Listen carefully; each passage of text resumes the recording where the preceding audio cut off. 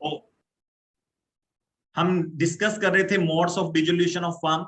Modes of dissolution में section 40 हो गया हमारा, या तो सारे पार्टनर सहमति दे दे, ठीक है, या फिर एक कॉन्ट्रैक्ट इनके बीच में बना हुआ था, तो उस कॉन्ट्रैक्ट में जैसा लिखा हुआ था वैसे डिसोल्यूशन किया गया तो भी वो एग्रीमेंट से ही कहलाएगा। कंपल्सरी डिसोल्यूशन का मतलब all partner become insolvent, adjudicated as insolvent, यानी कि कोर्ट ने उनको डिक्लेयर कर दिया एज इंसॉल्वेंट, या फिर ऑल पार्टनर डाई, या all but one become insolvent, या all but one become die. चलिए, when the business become illegal, आपका जो बिजनेस था वो इलीगल हो गया। मान लीजिए आप 3 बिजनेस करते थे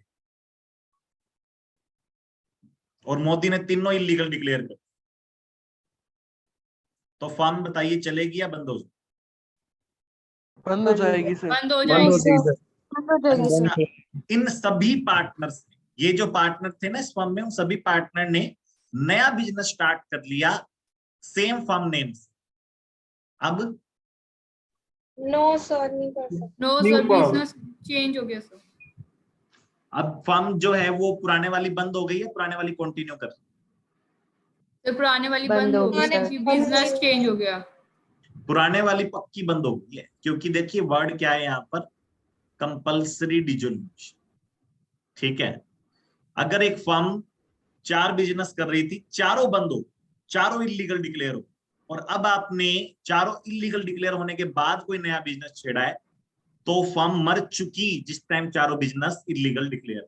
अगर आप नया बिजनेस स्टार्ट करोगे तो चाहे आप पुराना फर्म नेम इस्तेमाल कर रहे हो, नई फर्म ही कहलाएगी द आइज ऑफ लॉ। ये पुरानी फर्म नहीं कहलाएगी in the eyes of law, क्योंकि पुरानी फर्म का कंपल्सरी डिसोल्यूशन हो चुका। एक बार मरने के बाद दोबारा जिंदा नहीं हो सकती कोई चीज। लेकिन अगर मान लीजिए आप 4 बिजनेस कर रहे थे और 2 इलीगल हो गए और 2 लीगल है, तो फर्म का डिसोल्यूशन हो गया कंपल्सरीली या नहीं? नो सर, नहीं सर, वो जो 2 No, sir. लीगल है वो कंटिन्यू कर सकते हैं। बिल्कुल। अब फर्म का डिसोल्यूशन नहीं, क्यों नहीं हुआ? क्योंकि जो 2 लीगल है उससे काम चलाया जा सकता है, क्योंकि उससे काम चलाया जा सकता है तो फर्म का एग्जिस्टेंस कभी भी खत्म हुआ है, कंटिन्यू करता रहा, कंटिन्यू कर सकते। कंटिन्यू करता रहा, कंटिन्यूटी बनी रही ना, कभी भी लाइफ लाइन कटी नहीं, ठीक है। अब ये जो एक पिक है, इसमें किसी की ये चली गई, लाइफ लाइन चली गई किसी, ठीक है, तो अब ये थोड़ी है कि इसके बाद आ जाएगा, ठीक है, अब नहीं आएगी, गई मतलब गई, ठीक है। तो ऐसे एक बार फर्म बंद हो गई और पक्की पक्की डिजोल्व हो, उसके बाद चाहे उसको कंटिन्यू करोगे तो वो नई फर्म ही कहलाएगी, वो कंटिन्यूएशन नहीं कहलाएगी। चलिए सर, इसके लीगल इंपैक्ट क्या होंगे? लीगल इंपैक्ट ये होंगे बेटा, अगर आपके 4 बिजनेस थे और चारों इलीगल डिक्लेयर हो गए और अब आप नया बिजनेस स्टार्ट करते हो, तो पहले आपको रियलाइजेशन अकाउंट बना के पिछली पार्टनरशिप का क्रियाक्रम करना पड़ेगा, पिछली पार्टनरशिप का क्रियाक्रम करना पड़ेगा। अगर 4 बिजनेस थे, चारों इलीगल डिक्लेयर हो गए तो, लेकिन 4 बिजनेस थे, 2 इलीगल हो गए, 2 लीगल है, 3 इलीगल हो गए, 1 लीगल है, तो भी फर्म कंटिन्यू कर जाए। अगर 4 बिजनेस थे, 3 इलीगल हो गए, 1 लीगल रहा और फर्म चलती रही, तो ये डिसोल्यूशन ऑफ फर्म हो गया, डिसोल्यूशन ऑफ पार्टनरशिप। सर कुछ भी नहीं होगा क्योंकि एक बिजनेस तो कंटिन्यू कर ही रहे ओल्ड पार्टनर्स। ठीक है, रिश्ते बदले इनके बीच में या सेम टू सेम ही? कुछ सेम भी ही सेम है सर। कुछ भी परिवर्तन नहीं हुआ इनके बीच में। सर बस 3 बिजनेस बंद हुए और कुछ चेंज नहीं हुआ। ठीक है, अगर बिजनेस चेंज करते हो तो क्या ये रिकॉन्स्टिट्यूशन ऑफ फर्म होता है? नो सर, पार्टनर्स के बीच में अगर कुछ रिलेशन चेंज होता है तो हम रिकॉन्टिन्यूएशन ऑफ फर्म कहते हैं। ठीक है, मैं आपको बता दूं, dissolution of partnership is a very wide term. It may include even the change in the business of the dissolution of partnership is a very wide term. It may include even the change in the business of the firm. तो अगर आपके 4 में से 3 business, क्या मैं कह रहा हूं, 4 में से 1 भी लीगल डिक्लेयर होता है, ठीक है, तो वहां पर रिश्ता बदला है, चाहे कुछ हद तक बदला है, कुछ फर्म में जरूर चेंज हुआ है। पार्टनरशिप के रिकॉन्स्टिट्यूशन का मतलब है पार्टनरशिप डीड में चेंज होना, पार्टनरशिप डीड में प्रॉफिट शेयरिंग रेशियो है वो चेंज हो गया, नया पार्टनर आ गया, पुराने पार्टनर चले गए, ठीक है। पार्टनर्स जो है उनके बीच में कुछ भी बदला, पार्टनर्स के बीच में कुछ भी बदला, मैं कह रहा हूं कि पार्टनरशिप डीड में लिखा हुआ है कि फर्म का बिजनेस ये है, वो बिजनेस चेंज हो गया, ये भी डिसोल्यूशन ऑफ पार्टनरशिप हो सकता है।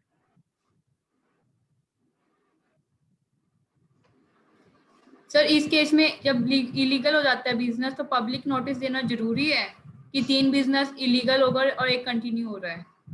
देखो, अगर आपका बिजनेस इलीगल हो, ठीक है, और आप पब्लिक नोटिस नहीं दे रहे, तो वहां पर डिपेंड करता है सर्कमस्टांसेस ऑफ द केस। मान लीजिए सेंट्रल लॉ की वजह से ऐसा हुआ है और वहां पर आपने इन्फॉर्म नहीं किया, तो बस ठीक है, मानना जाएगा कि सबको सेंट्रल लॉ की नॉलेज होनी चाहिए। भी भारत में कोई भी लॉ चेंज हुआ है उसकी नॉलेज होनी चाहिए। मान लो कि कल तक सब ठीक था और आज सुबह लॉकडाउन लग गया और आपको पता नहीं चला, आप बाजार में चले गए, पुलिस ने डंडे मारे, ठीक है, आप ये कह सकते हैं हमें तो पता ही नहीं था कि आज लॉकडाउन लग गया? कह सकते ना पुलिस डंडे मारेगी मारेगी, तुम्हारे चलान कटेगा ही कटेगा। तुम ये कहोगे ना कि हमें क्या पता, तो तुम तो 10 दिन बाद भी कह दोगे जी हमने तो 10 दिन से न्यूज़पेपर ही नहीं पढ़ा, व्हाट्सएप भी नहीं चलाया, कुछ भी नहीं देखा, हम तो भोले हैं, मासूम है। तो आप भोले मासूम हो या मूर्ख? मूर्ख। मूर्खों की रक्षा नहीं करती सरकार, मूर्खों की रक्षा नहीं करता लॉ मेकर, ठीक है, मासूमों की करता है। मासूम में और मूर्ख में अंतर होता है। तो बेटर ये है, आपको सेंट्रल लॉ अगर है तो मत दो चाहे, लेकिन अगर स्टेट लॉ में चेंज हुआ है तो देना चाहिए। सेंट्रल लॉ में चेंज हुआ है तो चाहे मत दो, क्योंकि वो तो सबको ही पता होता है। स्टेट लॉ में भी देखो कि आपके कस्टमर ही उस पर्टिकुलर स्टेट के, तो उनको तो पता ही है स्टेट लॉ में चेंज हुआ है। पता नहीं है तो होना चाहिए, क्यों नहीं पता तुम्हें, ठीक है, अपने पास आर्ग्यूमेंट है, तर्क है।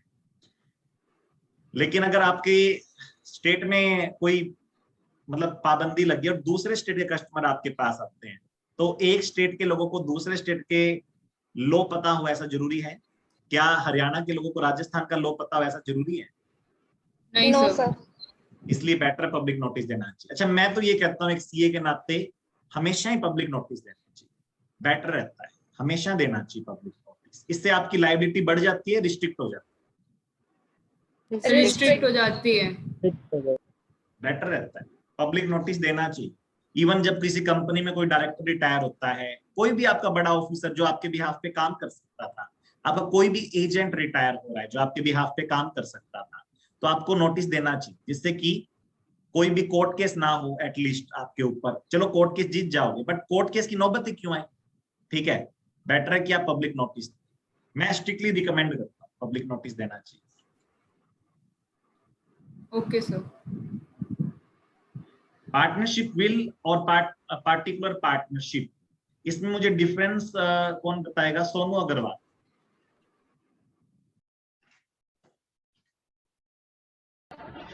ये पार्टनरशिप एट विल तो सर वो होती है जो हम अनिश्चित समय के लिए बनाते हैं, और ये पार्टिकुलर पार्टनरशिप वो होती है जो पार्टिकुलर पर्पज या पार्टिकुलर ड्यूरेशन के लिए बनाई जाती है। जैसे पार्टिकुलर ड्यूरेशन 5 साल और पार्टिकुलर पर्पज हाईवे बनाना है उसके लिए सर।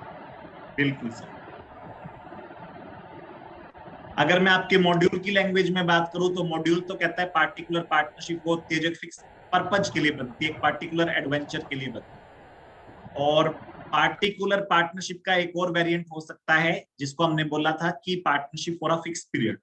चलो जो भी हो, फिक्स पीरियड या फिक्स ड्यूरेशन की ये जो पार्टनरशिप होती है, इसको डिजोल्व करने की पावर एक पार्टनर के पास नॉर्मली होती है या नहीं होती? नहीं होती सर, No, और sir, पार्टनर नहीं कंसेंट होती। से होती है। एक पार्टनर इतना शक्तिशाली है कि उसने बाकी 10 पार्टनर की जिंदगी, उनका बिजनेस, उनका कैरियर दांव पे लगा दिया, ठीक है। One partner can not do मनमानी हेयर, एक पार्टनर मनमानी नहीं कर सकता। यहाँ पर वो आर्बिट्रेरी मैनर, आर्बिट्रेरी का मतलब होता है मनमाना, आर्बिट्रेरी मैनर में काम नहीं कर सकता वो, तेरे घर की सरकार नहीं है। लेकिन क्या जो पार्टनरशिप एट विल है, पार्टिकुलर पार्टनरशिप की बजाय अगर पार्टनरशिप एट विल है, तो क्या वहां पर एक पार्टनर आर्बिट्रेरी बिहेवियर कर सकता है? Yes yes sir. Sir. Yes sir. इसीलिए इसको हमने सबसे अच्छी पार्टनरशिप बोला, सबसे बेकार। सबसे बेकार। मतलब क्या है, क्या क्या बात हुई, एक पार्टनर ने पूरी फर्म को डिजोल्व कर दिया, बाकी पार्टनर की वैल्यू नहीं है। अच्छा बनाई थी तब मिलके बनाई थी, अब तोड़ना था तो एक ने तोड़ दिया, ठीक है, ये कोई बात हुई? अच्छा जितनी भी फीमेल्स हैं, जब 3 तलाक पे, बेटा ये अपने माइक ऑफ करो जिन बच्चों ने ऑन कर रखा है, पीछे से बैकग्राउंड म्यूजिक आ रहा है तुम्हारी मम्मी का। चलो जी, जितनी भी फीमेल्स हैं, जब पिछली 2 साल पहले 3 साल पहले 3 तलाक का कानून आया,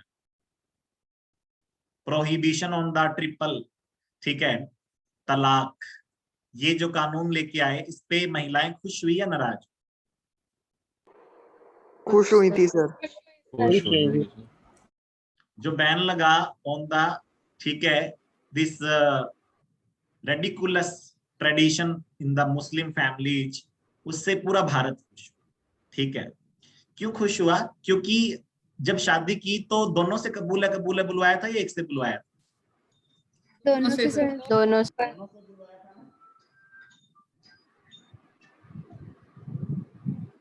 जब शादी हुई तो दोनों से बुलवाया था, कबूल है, और जब शादी तोड़नी है तो एक की मर्जी, एक नहीं बोल, एक मेल सर। ठीक है, ये कोई तरीका थोड़ी हुआ, ठीक है, ये तरीका नहीं। तो ये पार्टनरशिप एट विल अच्छी नहीं होती। लेकिन चलो, अगर किसी ने बना रखी है तो उसका मोड ऑफ डिसोल्यूशन कैसे होगा? कैसे होगा? Written notice by one partner sir. Written notice by one partner to other all partner, other partner को नोटिस दिया, I want to dissolve the form. बाकी पार्टनर बोल रहे मत कर, गिड़गिड़ा रहे हैं, वो कह रहे डिजोल्व कर दी। और कब से कर दी? जिस दिन नोटिस में लिखा है उस दिन से कर दी। और अगर नोटिस में उसने डेट नहीं लिख रखी तो किस दिन फॉर्म डिजोल्व? जिस दिन नोटिस दिया, जिस दिन नोटिस कम्युनिकेट हुआ। मान लीजिए आपने नोटिस में डेट लिख रखी है कि ये फर्म मैं डिजोल्व करता हूं 1 जून 2021 से, तो फर्म डिजोल्व हो जाएगी 1 जून 2021 से, चाहे बाकी पार्टनर सहमत हो या ना। और जो ये पार्टनर जा रहा है ना, ये शर्त लगा के जा सकता है बाकी पार्टनर्स के ऊपर कि तुम चाहे बाद में बिजनेस कर लेना सेम, लेकिन फर्म नेम सेम यूज नहीं कर पाओगे, बिल्कुल लगा के जा सकता है वो, ऐसी रिस्ट्रिक्शन बड़ी प्रॉब्लम है। अच्छा मान लो उसने नोटिस, सर एक बार बोलो एक बार रिपीट कर दो सर, नेटवर्क चला गया था सर। बेटा नेटवर्क अगर आपका बार बार जा रहा है तो अपना नेटवर्क स्ट्रॉन्ग करो, ठीक है, क्योंकि क्लास में ये स्लाइड्स पूरी नहीं हो पाएगी बेटा इस तरीके से। चलो मैं ये वाला पॉइंट तो रिपीट कर देता हूँ, बाकी रिकॉर्डिंग्स आपको मिलती है उससे देख लो, अगर आपका नेट अगर आज ज्यादा ही हो जाता है। चलो कोई बात। नोटिस अगर आपने दिया कि भी मैं फर्म को डिजोल्व करता हूं, और नोटिस में आपने डेट भी मेंशन कर रखी है, जैसे आज नोटिस दिया आपने और डेट उसमें डाल दी 1 जून 2021 की, तो आज से फर्म डिजोल्व हुई या 1 जून से हुई? 1 जून से सर। 1 से। लेकिन अगर आपने नोटिस जो दिया उसमें डेट मेंशन नहीं की, नो डेट मेंशन, और तुमने आज नोटिस दिया सभी पार्टनर्स को, तो फर्म किस तारीख से डिजोल्व हो? आज से ही sir. Communication of from the date of communication of notice. अगर आज नोटिस पहुंच गया तो आज, कल पहुंच गया तो कल। चलिए, ये अच्छी फर्म नहीं होती, ये हम डिस्कस कर चुके। उसके बाद आते हैं हम अगली स्लाइड के ऊपर। अरे अरे अरे, ये क्या कर रहे हैं? अच्छा, कहते हैं सर हम तो प्यार मोहब्बत की बातें कर रहे हैं, पार्टनर्स के बीच में ना सब कुछ ठीक नहीं है, तो हमने कहा अब साथ रहना मतलब ठीक नहीं है, अलग होना ही अच्छा है। तो मैंने कहा म्यूचुअल एग्रीमेंट से हो जाओ, आपस में म्यूचुअल एग्रीमेंट करके प्रॉपर्टीज को बांट लो, लाइबिलिटीज को पे कर लो, ठीक है। लेकिन इनके बीच में इतनी ज्यादा झगड़े और लड़ाई हो चुकी है, इतनी ज्यादा इनके बीच में बात बढ़ चुकी है, ये कह रहे हैं कि हम एक दूसरे की शक्ल भी नहीं देखेंगे, म्यूचुअल एग्रीमेंट तो बहुत दूर की बात है। तो ये म्यूचुअल एग्रीमेंट करना नहीं चाहते, ठीक है, अलग होना चाहते हैं, म्यूचुअल एग्रीमेंट करना नहीं चाहते, मर भी नहीं रहे, ठीक है, चलो सबकी डेथ हो जाती तो भी काम हो जाता, और इंसॉल्वेंट भी डिक्लेयर नहीं हो रहे, बिजनेस भी लीगल डिक्लेयर नहीं हो रहा, कुछ नहीं हो रहा इनके, ठीक है। बताइए फर्म को फिर कैसे डिजोल्व करवाया? Dissolution order by of court sir. Court से sir. Application in court. Application in court, बिल्कुल। Dissolution of partnership by court order, ठीक है। ये हमारे बहुत सारे पॉइंट्स है, ये कुछ बच्चों ने मेरे से डाउट्स भी लिए थे, लेकिन उससे पहले मैं एक बार जो विदाउट इंटरवेंशन ऑफ कोर्ट वाला है वो कंप्लीट कर देता हूं। विदाउट इंटरवेंशन ऑफ कोर्ट में एक तो था म्यूचुअल एग्रीमेंट से, एक था कंपल्सरी डिसोल्यूशन, एक था आपका डिसोल्यूशन बाय नोटिस, एक था आपका on happening of some event.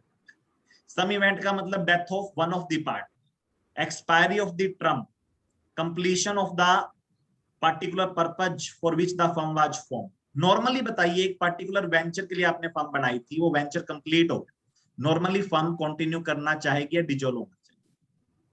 तो मोस्टली तो डिसॉल्व हो जाती है।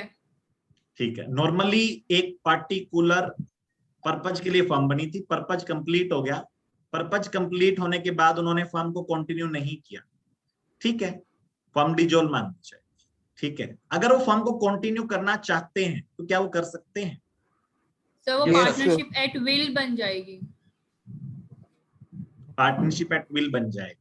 अगर वो कंटिन्यू करना चाहते हैं बिना किसी एग्रीमेंट के, फर्दर बिना किसी एग्रीमेंट के, तो पार्टनरशिप एट विल बन जाएगी। और अगर वो कंटिन्यू करना चाहते हैं और उन्होंने नया एग्रीमेंट बना लिया, तो वो पर्टिकुलर पर्पज और भी छेड़ सकते हैं उसके अंदर, ठीक है। लेकिन मेरा क्वेश्चन ये है कि अगर वेंचर कंप्लीट हो गया और पार्टनर फर्म को कंटिन्यू करना चाहते हैं, तो डिसोल्यूशन ऑफ फर्म होगा या नहीं? नहीं होगा सर। नहीं होगा सर। नहीं होगा। क्यों? क्योंकि ये कंपल्सरी डिसोल्यूशन नहीं है, ये सेक्शन 41 नहीं है, ये सेक्शन 42 है, ठीक है। तो यहाँ पर पक्का पक्का डिसोल्यूशन होगा या हो सकता है? हो सकता है सकता सर, है सर। कंटिजेंसी। और अगर पार्टी चाहे कि वो नहीं करेगी डिसोल्यूशन फर्म का, तो कंटिन्यू भी कर सकती है। Yes sir. Yes sir.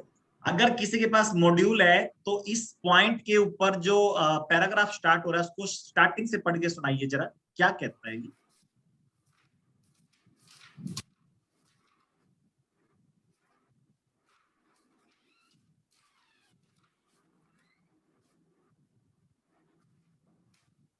क्या कहता है ये?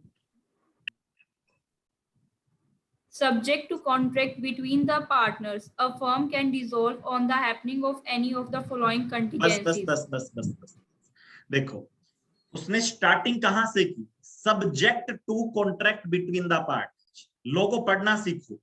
जहां पर भी लॉ के अंदर किसी भी प्रोविजन की शुरुआत कैसे हो रही है? Subject to contract between the parties.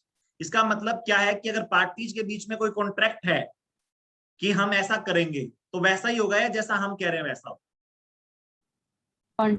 तो जैसा कॉन्ट्रैक्ट कॉन्ट्रैक्ट है में सर वैसा होगा। तो पार्टी अगर आपस में कॉन्ट्रैक्ट कर ले तो ये जो हम कह रहे हैं ये बात होगी, या जो उन्होंने कॉन्ट्रैक्ट में कहा वो होगी?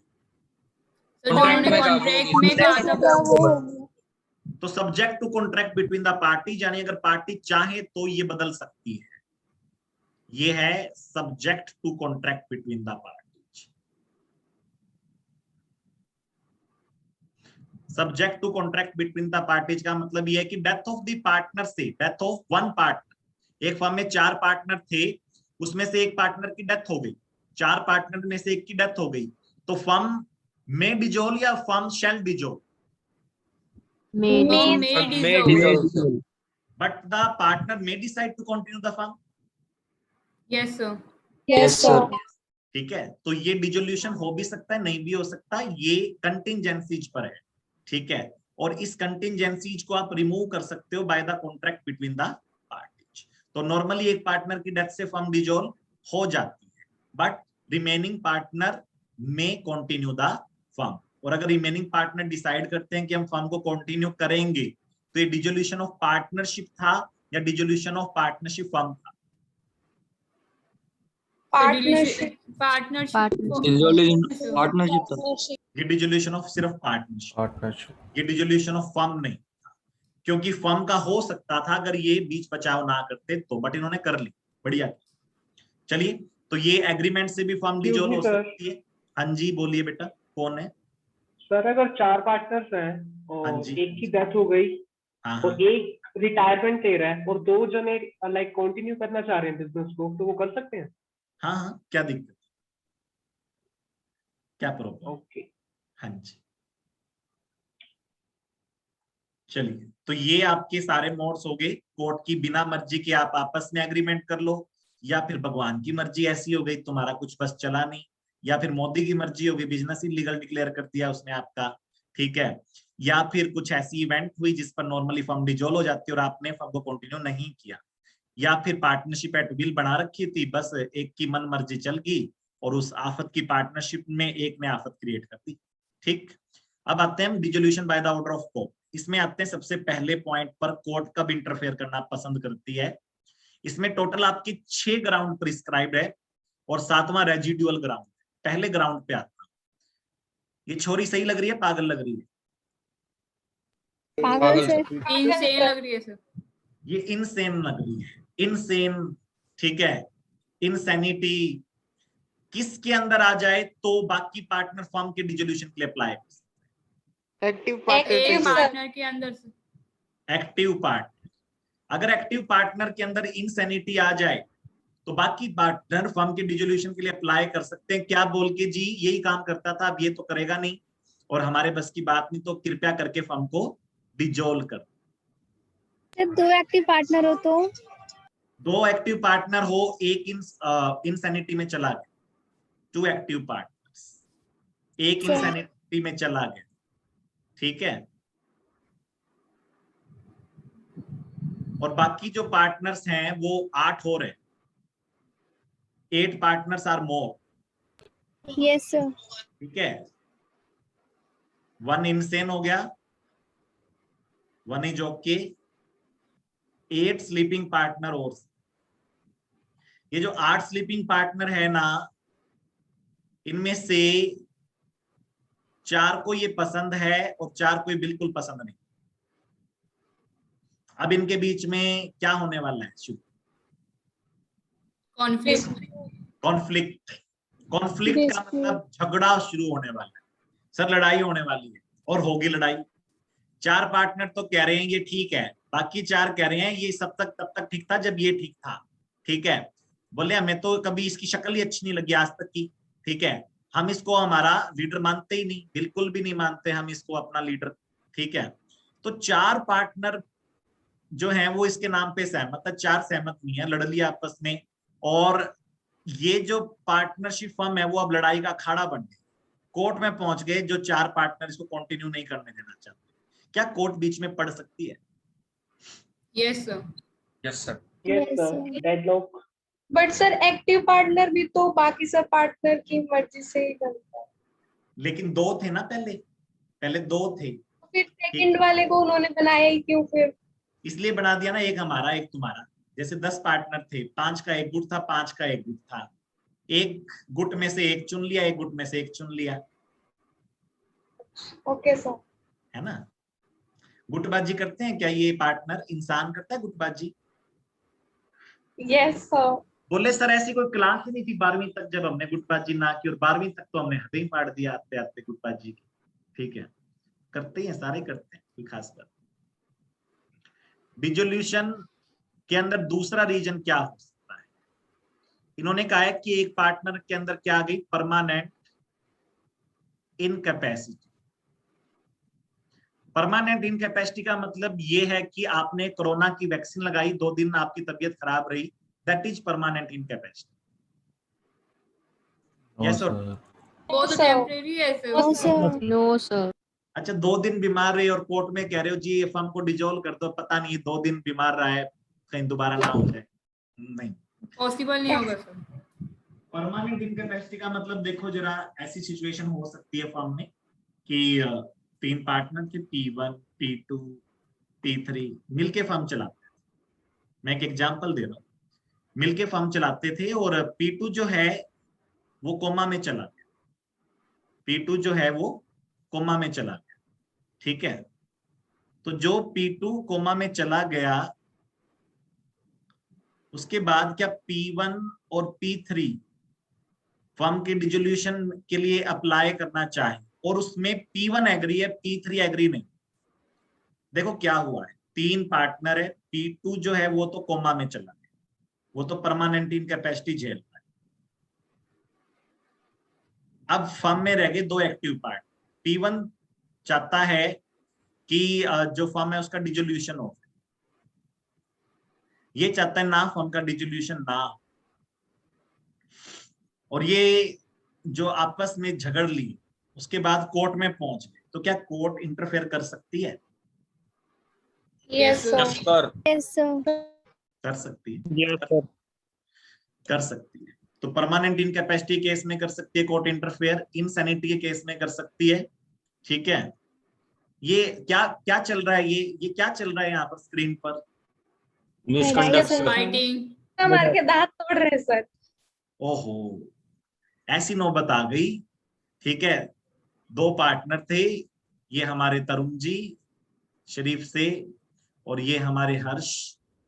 और हर्ष जो है और तरुण है, देखो जिनके अंदर ना मतलब राम और लक्ष्मण जैसा प्यार था, पता नहीं कौन सी मंथरा ने क्या डाला इनके बीच में। ठीक है, अब तो भाई ये जान के दुश्मन होते हैं, और ये ना बिजनेस तक इनका असर आ रहा है। ये जो इनकी पर्सनल लड़ाई है ना, उसका असर इनके बिजनेस तक आ रहा है। बिजनेस में भी इसकी जबरदस्त गूंज दिखाई देती है, बिजनेस सही से नहीं चल रहा। और वहां पर तरुण और हर्ष की जो पार्टनरशिप है, वो पार्टनरशिप एट विल है या पार्टिकुलर पार्टनरशिप है? Particular Particular. Sir particular partnership है। सर पार्टनरशिप एट विल होती है तो कब क्या उड़ा देते हैं, कोर्ट की जरूरत ही नहीं होती। ठीक है, लेकिन पार्टिकुलर है। तरुण चाहता है कि फर्म का डिसोल्यूशन हो जाए, तरुण चाहता है फर्म का डिसोल्यूशन हो जाए।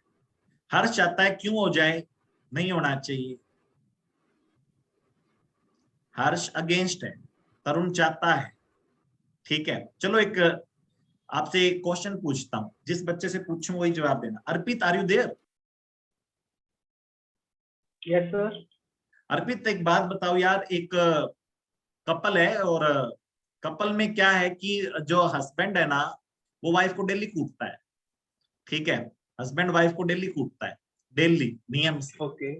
ठीक है, वाइफ डाइवोर्स के लिए कोर्ट में चली गई, क्या Yes, sir. डाइवोर्स मिल सकता है अगर ये साबित हो जाए कि हाँ रोज कुटाई हुई? Yes, sir. Domestic violence के अंडर हो सकता है डाइवोर्स। देखो नॉर्मली तो दोनों की मर्जी से डाइवोर्स होता है, ऐसे नहीं होता। हिंदू मैरिज एक्ट कहता है जब तक दोनों के दोनों डाइवोर्स पेपर पे साइन ना करते तब तक डाइवोर्स नहीं होता। लेकिन अगर अगर एक्सेप्शनल ग्राउंड हो, लाइक दिस, मिसबिहेव करता है, मिसकंडक्ट करता है, ठीक है, आके शराब पी के गंदी गंदी गालियां देता है और डेली का काम, और वाइफ रिकॉर्डिंग दिखाते हैं उसकी, बच्चे रिकॉर्डिंग करते हैं मम्मी को पीटते हुए पापा की, ठीक है, तो क्या कोर्ट डिसोल्यूशन करवा सकती है? बिल्कुल। Yes sir. Yes, sir. Yes, sir. अरे लाइफ Yes, पार्टनर का करा दिया इस बात पे, ये तो बिजनेस पार्टनर है। ठीक है, Yes, इस sir. बात पे बिजनेस पार्टनर क्यों नहीं हो सकता? बिल्कुल हो सकता है। सर अपने आप क्यों नहीं किया? ये तो कह रहा है हो और ये कह रहा है ना हो, और फर्म कौन सी थी? पार्टिकुलर। ठीक है, एक कह रहा है हो और एक कह रहा है ना हो, तो फिर वो हो नहीं सकता ना, तो इसलिए कोर्ट में जाना पड़ेगा, इलाज नहीं। फ्रॉड हो रहा है। फ्रॉड का मतलब सर परसिस्टेंट, परसिस्टेंट का Breach मतलब of agreement. परसिस्टेंट का मतलब बार बार। Continuous. लगातार. Continuous, sir. कॉन्टिन्यूअसली। ठीक है, परसिस्टेंट का मतलब होता है बेटा कॉन्टिन्यूअसली, लगातार, बार बार। ब्रीच ऑफ एग्रीमेंट, पार्टनरशिप के जो सहमति पॉइंट है उनके ऊपर क्या हो रहा है? असहमति हो रही। पार्टनरशिप के जो बेस है, पार्टनरशिप का जो बेस है म्यूचुअल कॉन्फिडेंस, उसको तोड़ा जा रहा है बार बार। One of the partner is doing breach of agreement, मनमानी कर रहा है एक पार्ट। क्या करता है? चोरी कर लेता है। क्या करता है? गबन कर लेता है। गबन का मतलब पैसे दबा लेना, ठीक है, चोरी कर लेना पैसों की। इम्बेजलमेंट, थेफ्ट करता है।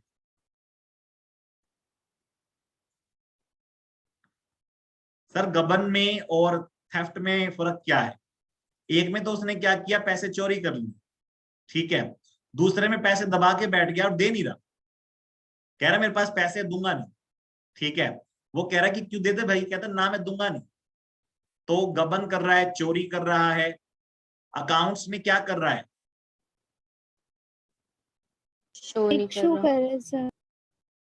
अकाउंट्स में हेरा फेरी कर रहा है, ठीक है।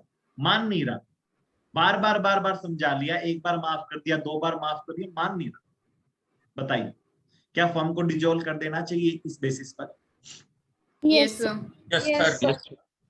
तो ये तरुण और हर्ष पार्टिकुलर पार्टनरशिप में है, ठीक है। और ये तरुण बार बार चोरियां करता है, गबन करता है, अकाउंट्स में हेरा फेरी करता है, पैसे खा जाता है, रिसिट जो है वो चढ़ाता नहीं है बुक्स के अंदर, ठीक है। पैसे किसी बच्चे से फीस आई, वो उसकी कोई अकाउंटिंग नहीं करता, खर्चे जो है वो अपनी मर्जी से करता रहता है, किसी से कुछ पूछता नहीं। हर्ष अपने आप को क्या फील कर रहा है? एग्रीव्ड फील कर रहा है। हर्ष कोर्ट में पहुंच गया इस पार्टनरशिप को डिजोल्व कराने, कोर्ट में डिजोल्व करना, कोर्ट फर्म को डिजोल्व कर सकता है। एक पॉइंट था बेटा transfer of interest. Transfer of interest वैसे तो तुम्हें यूनिट नंबर 2 में ज्यादा डिटेल में समझ में आएगा, section 29 apply. Transfer of interest में क्या होता है? देखिए एक फर्म में 3 पार्टनर है, भोला, भोली और इमली, ठीक है। अब क्या हुआ कि भोला जो है वो अपना शेयर बेच के जा रहा, तो भोली और इमली से परमिशन लेनी जरूरी हो। ऐसे आप अपनी जगह किसी और को पार्टनर बना सकते हो, नहीं बना सकते? ये बना सकते हो No, sir. ठीक है। लेकिन ना सेक्शन 29 अलाउ करता है कि अगर भोले को पैसे की ज्यादा ही जरूरत है, भोले को पैसे की ज्यादा ही जरूरत है, तो भोला क्या कर सकता है? अपना शेयर गिरवी रख सकता है, अपना शेयर बेच सकता है, लेकिन पार्टनर अभी भी भोला ही। क्या कह रहा है सेक्शन 29 कि अगर एक पार्टनर को पैसों की सख्त जरूरत है और बाकी पार्टनर उसे अपना शेयर किसी और को बेच के जाने नहीं दे, one partner is in need of fund and other partner disagree, वो कह रहे हैं कि ना नहीं, किसी और को अपना शेयर नहीं बेचना, तो भोला अपना शेयर बेच सकता है बिना अदर पार्टनर की कंसेंट के, लेकिन अभी भी पार्टनर भोला ही बना रहे। अब हुआ क्या इस चीज से? अब जो भी प्रॉफिट आएगा, मान लीजिए प्रॉफिट पहले इनमें इक्वल इक्वल बढ़ता था, अभी भी इक्वल इक्वल बढ़ेगा। 3 करोड़ का प्रॉफिट आया, 1 करोड़ 1 करोड़ 1 करोड़ बढ़ जाएगा। भोला वो प्रॉफिट किसको दे देगा? भालू को, क्योंकि वो अपना शेयर भालू को बेच चुका है। लेकिन फर्म के बाकी पार्टनर को इससे कोई मतलब नहीं है। हमारे लिए तो अभी भी पार्टनर भोला है, भालू है? बोला बोला। हम कहते हैं हमने तेरे को 1 करोड़ रुपए दिए, तू आग लगा, हमारा क्या? ठीक है, भालू को दे, हमारा क्या लेता है? हमारी फर्म में भालू नहीं आ जाना चाहिए। ये भालू जो है ना, भालू ये बहुत बड़ा डॉन है, डॉन, ठीक है। इसने क्या किया? फर्म में आना शुरू कर दिया। भोली और इमली बोली यहाँ कहाँ आ गया? डॉन ने 2 मारे चपेटे, खिंचा खिंचा, बोले आ गए हम, ठीक है, और बाहर निकल लो यहाँ से। अब यहाँ पर ये पर्सन फर्म का क्या लगता है? ये भालू क्या लगता है? कुछ नहीं लगता सर। कुछ भी नहीं सर। कुछ नहीं और लगता। ये सारा लायक किसकी वजह से हुआ है? इस भोले की वजह से आया, ठीक है। और ये फर्म में डिस्टरबेंस क्रिएट कर रहा है, तो बाकी पार्टनर कह सकते हैं भाई हमें फर्म डिजोल्व चाहिए, और कोर्ट में order dissolution of firm, court में order dissolution of firm. Sir जब भोला ने अपना ट्रांसफर कर दिया इंटरेस्ट का, तो अब थर्ड पार्टी किसे लायबल करेगी, भोला को या भालू को? थर्ड पार्टी की नजरों में पार्टनर अभी भी कौन है? बोला बोला। सर। थर्ड पार्टी भोला को ही इश्यू करे। ये जो भालू है ये पार्टनर है, सब पार्टनर जैसा? Sub partner. सब पार्टनर जैसे। देखो आउटसाइडर सब पार्टनर को इश्यू कर सकते थे क्या? No sir. No sir. तो सर समझ गए? सर ये आपस में तो शुरू कर सकते हैं ना, भोला भालू को हाँ, भालू ये भोला भोला को। बालू आपस में कुछ ही करो, हमारा क्या है। Okay sir. चलो जी बेटा, उसके बाद है कि फर्म जो है उसमें लगातार क्या आ रहे हैं, लॉस, लॉस। और फ्यूचर में भी क्या आएंगे, लॉस। इसकी Loss. संभावना क्या है, बहुत ज्यादा। ठीक है, और फर्म स्टार्ट की थी 4 पार्टनर ने। ठीक है, A1, A2, A3, A4। Firm कभी भी A1 नहीं चली, A2 भी नहीं चली, मैं कह रहा हूं डी ग्रेड की चली है फर्म हमेशा। ठीक, अब A1, A2 तो चाहते हैं फर्म डिजोल्व हो जाए, A3, A4 होने नहीं दे रहे। तो क्या A1, A2 इस पर्टिकुलर पर्पज फर्म को, पर्टिकुलर पार्टनरशिप को खत्म करने के लिए कोर्ट का दरवाजा खटखटा सकते हैं? Yes sir. Yes yes sir. और अगर कोर्ट सेटिस्फाइड हो जाए कि भाई ये Yes. फर्म फ्यूचर में भी लॉस ही खाएगी, ऐसी प्रबल संभावना है, तो क्या कोर्ट A3, A4 की मर्जी के बिना फर्म डिजोल्व कर सकते हैं? Yes sir. Yes sir. Yes yes sir. Yes, court Yes, में, sir. यस, कोर्ट में डू। इसके अलावा कोर्ट और कौन कौन से ग्राउंड पे फर्म को डिजोल्व कर सकती है? Any other just and equitable ground. Just and equitable ground का मतलब क्या होता है? जस्ट एंड इक्विटेबल ग्राउंड का मतलब होता है जो न्यायपूर्वक और समानता पूर्वक। जैसे अगर पार्टनर्स के बीच में डेडलॉक है, डेडलॉक का मतलब 4 Decision. पार्टनर एक तरफ, 4 पार्टनर एक तरफ सर। बिल्कुल, कोई डिसीजन नहीं ले पाते, ही कोई डिसीजन नहीं हो रहा, काम रुक गया है सारा, पार्टनर टॉकिंग टर्म में नहीं है एक दूसरे के साथ। लॉस ऑफ सब्सटेंटम का मतलब कि जो सब्जेक्ट मैटर है वो ही खत्म हो गया। पार्टनर गैम्बलिंग करता है फर्म के पैसों से। क्या ये सिर्फ 4 ग्राउंड ही है या और भी ग्राउंड हो सकते हैं? और भी हो भी हो सकते हैं सकते हैं सर। सर। कोर्ट सर की और भी मर्जी हो है, सकते हैं। हाँ बिल्कुल कोर्ट की मर्जी है, वहां पर वो फर्म को डिजोल्व कर सकती है। Any other just and equitable ground, जो भी कोर्ट को सही उचित आधार